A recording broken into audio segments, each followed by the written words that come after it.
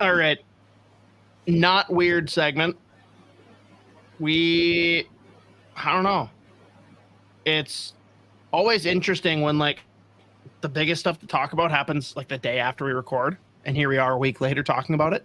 But what a fucking big boy pants win over the Florida Panthers last week. And really just going through Florida as a whole before we talk about the absolute debacle that happened in Pennsylvania.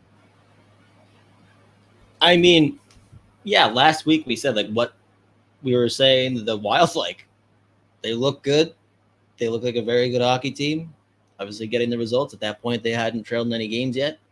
And we said, what does this road trip, like what would make us pretty confident that they are, in fact, a good hockey team, like a very good hockey team?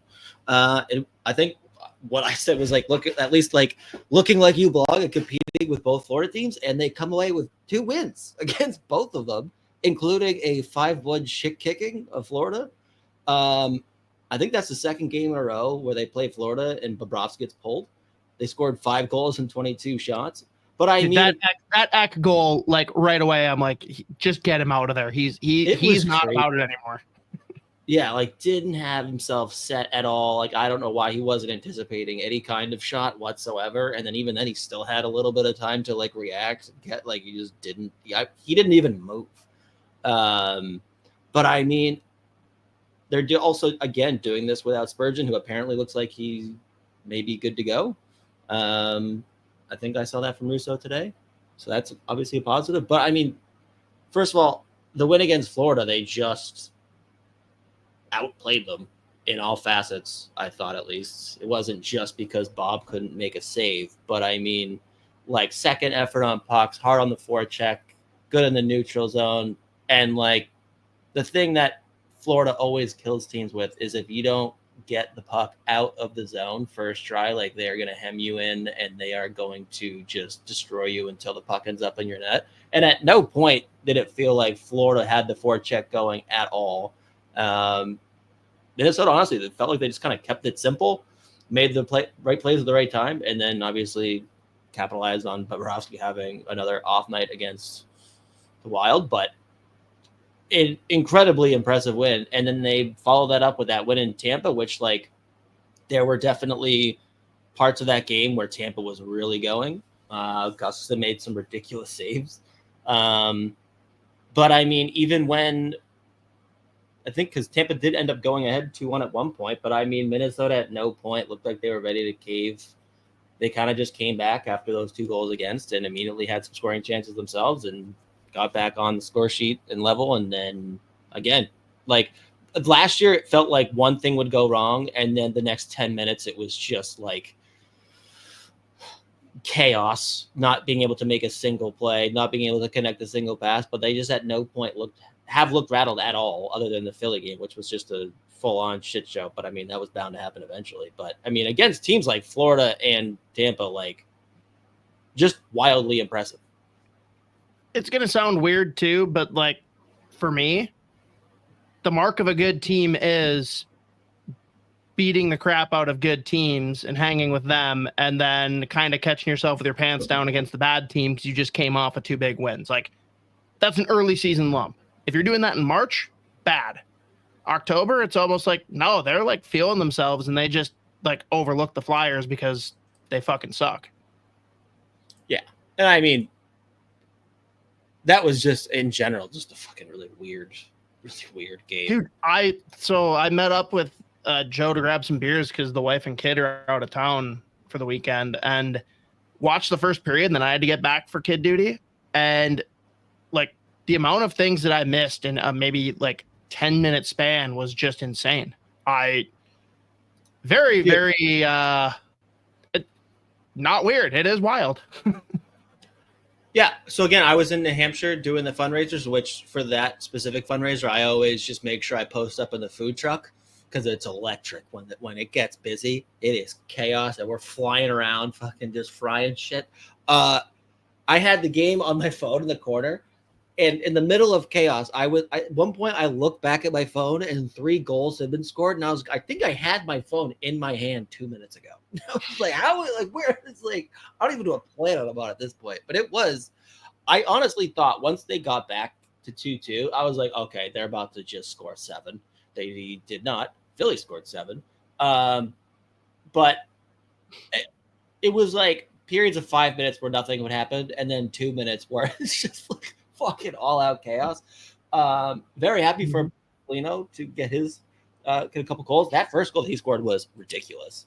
While falling, just snapping that home, like that was sick. Yeah. And I mean, Marco Rossi just continuing to find the score sheet. By the way, Kirill Kaprizov is on a tear right now. That is like, I mean, he's putting himself in the Hart talk 10, 8, whatever. Integrity would like to start off by saying KK97 is an absolute madman, and that's followed up immediately by Tom earlier in the show saying, I'd like to say the Rossi is back. Like, this line has been great. Like, Zuccarello looks like he's 25 years old. If you ignore the skating. He doesn't. He also just doesn't get enough love when people talk about some of the best passers in the NHL. Agreed. Oh my! Like the fucking passes that dude makes cross ice, like no look. Also, just looks funnier because he's so short and uses such a long stick. I don't know how he generates that much power on those passes, but I mean, he is ripping pucks at Kaprizov, and Kaprizov prefers to have like hard passes for those one-timers too. Like he loves that. I love durable. That line is amazing, and they are putting up amazing offense. But again, yeah, Marco Rossi points in all but the first game, I think, so far this year.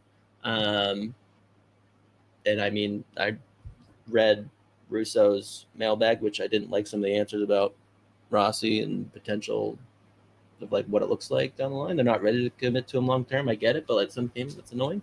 But I mean, yeah, specifically that line just driving them on offense, and like Kaprizov is looking like a Hart contender right now. Like it is insane. Like it's funny. Like they were talking about how hard preseason was apparently this year, and then like Russo and LaPanta asked Kaprizov about it, and he just started laughing because he was like, is this supposed to be hard? Like, it is insane how he will be out there for like 2.5 minutes, and like 2 minutes and 15 seconds into his shift, he is still going full pelt. Like he doesn't get tired, and like at the end of those long shifts, he does not get muscled off the puck. Like he'll throw a reverse hit.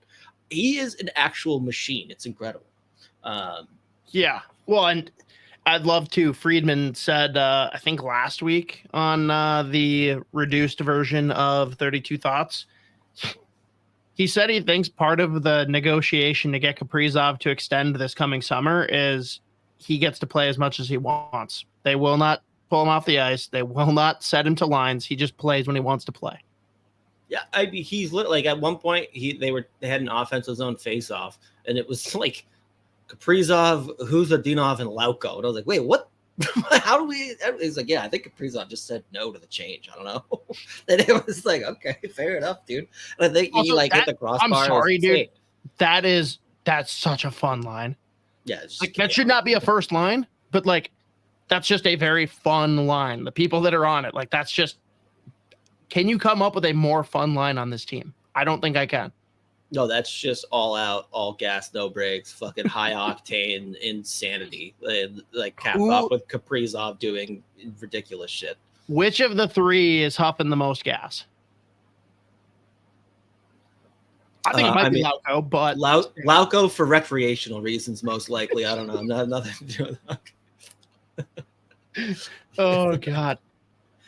Important note here from Flyer Voracek. The Philly game concerns me because the reasons they lost are the reasons they struggle in the playoffs. And I think there's definitely some sentiment to that. But my question for you, Z, because I'm not sure how I feel about it yet, but the Foligno comments about Hathaway.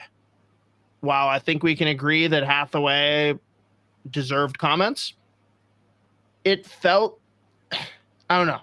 this might be a little knee jerk, but it felt very much like Foligno in the past couple of playoff series where like he just like loses his cool and like just spouts off. Is this in that category for you at all? Or is it just he's stepping up and defending a teammate with his words instead of his fists, which bothers me? I mean, it felt more like the latter to me, honestly. Like they were also like incredibly like that loss was, I mean, like ridiculous. So I'm sure he was already fuming after like somehow losing that game. And I mean, Hathaway literally does this constantly. Like he's targeting Eriksson X's nose, and like which he knows is broken.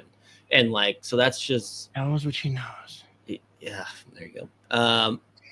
So I mean, yeah, no, it didn't feel like the same. It's like the playoff things would like legitimately like, bro, shut up, like stop, like it was like, and I mean, he was out of control. But that one felt to me like, again, probably exhausted because this has been the weirdest schedule, by the way. Like, what a weird October this has been, like in Winnipeg, in St. Louis, in Columbus, in Florida, in Tampa, in Philly. Now they're going to Pitt. Like it's just a weird schedule. So I'm sure they're fucking exhausted as is. Yeah, dude, we had Russo on for this week's fellowship, and like he's just like, this schedule's a fucking joke. It's like I don't know how. This is the shit. Like you see it, and you're like, who was like, hey, who put it together? But then you're like, who signed off on that? Like, who was like, yeah, that makes a ton of sense. Like, this is all the sense in the world. And that's where I land on like the loss too, was just the fact that like they're the mid, like towards the end of this super weird, wonky schedule, coming off 2 ridiculously hard played games against Florida and Tampa. Like, I'm sure they are gassed, and for sure they'll be like, probably overlooked Philly too. So just like a combo, but dude, what a series there though, with like Zuccarello being the only one that gets taken in the scrum. I'm with Cole. That was bizarre. Yeah, I was like, I watched it like 5 times and I was like, I don't even know how he got 2. I was like, what? They were like, oh, fuck him. You're going to the box. Everyone else, you're cool. Whose stick is most disproportionate to their body size? The ref was just, I couldn't look at anything else. Why is he using such a long this is crazy. You know what? I don't want to watch this. Like, get in the box. It was weird. Like, how the fuck did he end up? They're like, yeah, Zuccarello and no one else. Yeah. Fair. Yeah. I don't know. It's weird.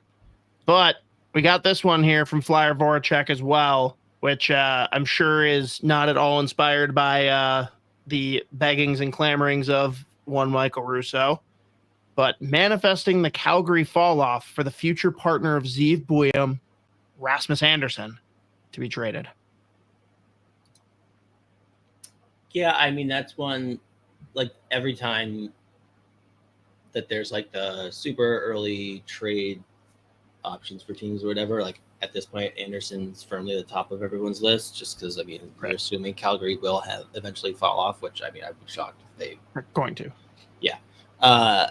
Yeah, I mean, 1 year left on his current deal, not making a ton of money. That's going to be an expensive acquisition, whoever does make that trade. And I have to look at how old he is. I think he's probably 27. Is he older Anderson? than that, actually? I'll find it. Yeah, I mean, it is interesting because you look at the prospect pool. Yeah, he's 28. He literally turned 28 yesterday. Oh, damn it. All right. Yeah, I mean, the thing that makes it interesting is just the fact when you look at the prospect pool on defense, they're loaded, but on the right side, there's probably a lot of question marks just about sure things. It's like the right shot D's go. I mean, he plays really well at both ends. I mean, right now, offensively, he is going again. He plays super hard. He's a fun player to watch. Also, great personality. Like, he is funny as fuck. But, I mean, that's going to be also a big extension. It's going to be expensive just to acquire him. I don't know. Would I like to see him in a Wild sweater? Yeah, 100%. Do I worry about, like, just the cost of acquiring him. Plus, at that point, you're assuming that you need to extend him for whatever the package you're giving up is. You probably would like to have that long-term extension, which at that point, between that and the impending Kaprizov extension, that's taking up a massive part of your cap. Plus the fact, I guess, Leopold's pretty aggressively wanting them to pursue like a couple big names next season. So but that's what confuses me. How can they afford those guys? I don't understand it. I don't know. Because like if Russo's saying it, there's clearly something to it. I don't understand where this money comes from. Yeah. After all of the 4x4s. Yeah, I mean, I'm assuming. Is that the new Wild logo? Do we just get like a 4x4 like cheap or something? Call it good. Yeah. What's the best representation of a 4x4? Just get 2x4s. See if people pick it up. Yeah, really cheap special. Yeah. No. That's what you do. It's 4, and then you have 2x4s for the X. Oh my God. 4. Done. Fire up the merch. It's happening. Print the T-shirts. Yeah, I don't know. It feels like just something probably too rich. That, like, I mean, making that work feels like it would be incredibly costly, not just this year, but like, again, specifically with that extension. Well, especially with that agent. Ben Hankinson's going to just rake him. Love that guy. He's awesome. He's the man. He's so funny. Yeah, I don't know. We'll see. So we have to then talk about the final return for Marc-Andre Fleury to Pittsburgh. He's going to finally play there. It's weird. Yeah, it is weird. And boy, do the Penguins look bad. Well, hang on. Parts of the Penguins look horrific. Parts of the Penguins look freaking awesome. And that's what makes it super frustrating for me. Because it's not, if the whole team sucked, I'd be over it. Easy. The fact that their forwards are giving them every opportunity to win every fucking game, and the blue line and the goaltending just says, no, thank you. It's horrible. Yeah, I mean, the blue line, I'm pretty sure at this point, just in terms of how much they're giving up, like high danger chances, off the rush, like every facet. Like I think they do have the most porous defense in the league right now. Just looking at like the underlying numbers, especially, like it is unbelievable. And like, dude, that Oilers game was, I think it was 4-0. Oilers put up 50 shots on goal. And of course, at the final moment of that game is Edmonton having a shorthanded breakaway. Like it was an absolute pounding. But like you said, then you still have kind of like Malkin's going off offensively. And it's just like that has, like you said, that is insanely frustrating. But I mean, we'll see what they look like against Minnesota. But again, we know Fleury typically doesn't like playing there, but like obviously he is this time. So it's gonna be very weird. Both games are in a get right situation. Like both are coming off of not awesome losses to not awesome teams. And Sid's fucking giving her this game. Like it is one of those weird ones though, with just how the defense and goaltending is gone. If Fleury lets up 3, Wild win. Yeah. So like, can he hold them to that, or do Malkin and Crosby just eviscerate him, to use your words? Yeah, I mean, that's the other thing too. Like Minnesota, looking at those underlying numbers too, like their defense is pretty hot, like close to the top of the league. Like they are not giving up. They literally like close to the top. Didn't you like share something that said they were literally first in every fucking category? Yeah, and however, they've played 8 games, and the Philly game absolutely decimated those stats. Like in one game, that'll work. Like literally in one game. I looked at it before we jumped on here. I was like, oh my God. Oh God, they're at 17 on everything now. Shit. It was like, holy shit, they're at the middle of the pack again. I didn't even like, think oh my about that. God. That's hilarious. Literally the Flyers game absolutely decimated the stats. I was like, That's holy pretty good. fuck, that's what happens 8 games in. But I mean, yeah, literally other than the Flyers game, like Minnesota really isn't giving up a whole lot. And I mean, which again, like they're doing that, like playing John Merrill a lot without Jared Spurgeon. And there was like a game or two that Eric Sinek wasn't there, and he accounts for a lot of that team defense in general as well. So another reason why I've like decided that I think the Wild actually are a very good hockey team. So we'll see what it looks like against Pittsburgh. But I mean, yeah, you have to imagine. Like, I don't even want to know how pissed off Crosby is, which is always terrifying. Do you know who's more pissed off? Malkin. Yeah. He's like, how much more do I need to do? Crosby contains his anger, though. Like, Malkin wears that shit. Yeah. Always. But no, like, seriously, those two still playing like they're in their 20s. You should be winning more games. And you're getting the depth help, too. Like, the bottom 6, granted, like, there's been spots where they're not awesome, but, like, compared to what the Penguins have had the last couple of years, the whole forward group is doing great. I think there's a couple things you probably want to shuffle as far as who's playing with Crosby and Crosby and Malkin, Jesus. But like, this is one of those games where both teams, like whoever loses this kind of hurts. Yeah. I mean, I'm telling you, every time I watch Pittsburgh, I have to do a double take. I'm like, oh, I keep forgetting Matt Nieto's still playing in the NHL. As long as he has a pulse, Dubas will keep him in the league. It is unbelievable. I swear to God, in my head, I've seen 5 different retirement tweets from this guy. Like, I know he hasn't actually, but in my head, I think I've seen them. I'm like, it's also like, I'm not used to seeing him play anywhere other than Colorado and San Jose. So like, I'm just like, this is really weird. But yeah, I mean, I don't know. I actually have no idea how to predict what's going to happen in that game against Pittsburgh, but I'll be honest, I have a feeling Minnesota's going to respond after that loss in Philly quite well, especially if Spurgeon's good to go and healthy. But who knows? Malkin is angry, so just pray for the league when that happens. It is scary. Like, the defense has just been that bad where it's just like, I mean, he could put up 5 points and like there's still a 50-50 chance. Like, it's still like it's anyone's game. You just see him jump onto the ice. He sees John Merrill and just licks his fucking chops. It's like, really, that's the guy you're gonna go? Okay.